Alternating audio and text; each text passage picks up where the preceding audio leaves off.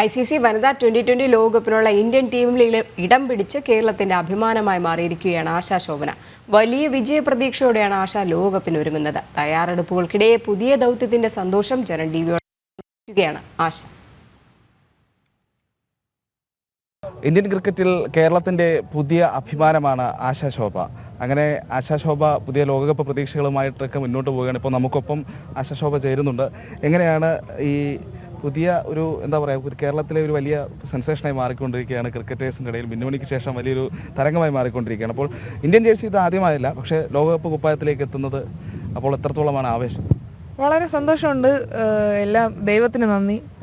കാരണം ഞാൻ എപ്പോഴും എല്ലാ കാര്യത്തിലും ദൈവത്തിനാണ് മുന്നിൽ നിർത്തുന്നത്. അപ്പോൾ ദൈവത്തിന് വളരെ നന്ദിയുണ്ട്, വളരെ സന്തോഷമുണ്ട്. കാരണം ഇത് എനിക്ക് തോന്നുന്നത് ഇത് ഒരു ഫസ്റ്റ് സ്റ്റെപ്പായിട്ടാണ് ഞാൻ കാണുന്നത്. കാരണം അൾട്ടിമേറ്റ്ലി നമ്മൾ വിമൻ ടീം ഇതുവരെ വേൾഡ് കപ്പ് വിൻ ചെയ്തിട്ടില്ല. അപ്പോൾ അത് എടുക്കുമ്പോഴായിരിക്കും റിയലായിട്ട് എനിക്ക് ശരിക്കും സന്തോഷം ഉണ്ടാവുക. ഇത് വളരെ സന്തോഷം. മുൻപും ഇന്ത്യക്കായി കളിച്ചിട്ടുണ്ട്, അപ്പോൾ അത് ആത്മവിശ്വാസവും കരുത്തും എത്രത്തോളം നൽകുന്നു?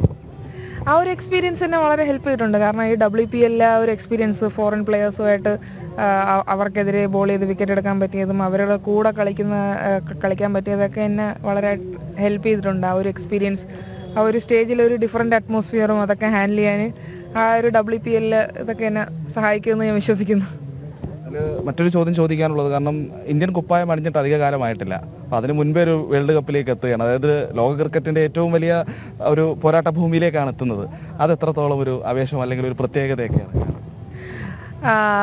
ഇപ്പോൾ വേൾഡ് കപ്പ് എനിക്കറിയാം, അത് വളരെ വലിയൊരു എന്താ പറയുന്ന എല്ലാവരും ഒറ്റുനോക്കുന്ന ഒരു ടൂർണമെൻറ്റ് തന്നെയാണ്. പക്ഷേ ഞാൻ സ്റ്റെപ്പ് ബൈ സ്റ്റെപ്പ് പോകാൻ ആഗ്രഹിക്കുന്നത്. കാരണം ആ ഒരു ടെൻഷൻ എൻ്റെ മനസ്സിൽ വന്നു കഴിഞ്ഞാൽ പിന്നെ ശരിയാവില്ല. അതുകൊണ്ട് ഞാൻ മാച്ച് ബൈ മാച്ച് ഓരോ മാച്ചായിട്ട് പോവുക, പ്രോസസ്സിൽ തന്നെ ഫോക്കസ് ചെയ്യുക, അതാണ് ഉദ്ദേശിക്കുന്നത്.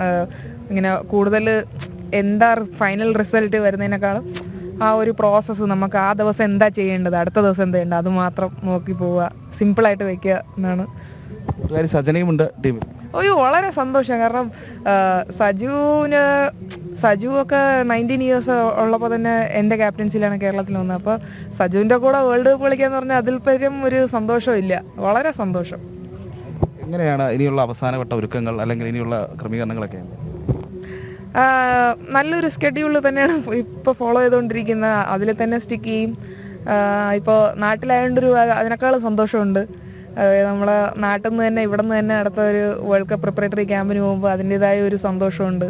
അമ്മയുടെയും പപ്പയുടെയൊക്കെ നിന്ന് നമ്മുടെ നാട്ടിൽ നിന്ന് പോകുമ്പോൾ ഒരു വളരെ ഒരു സന്തോഷമാണ്.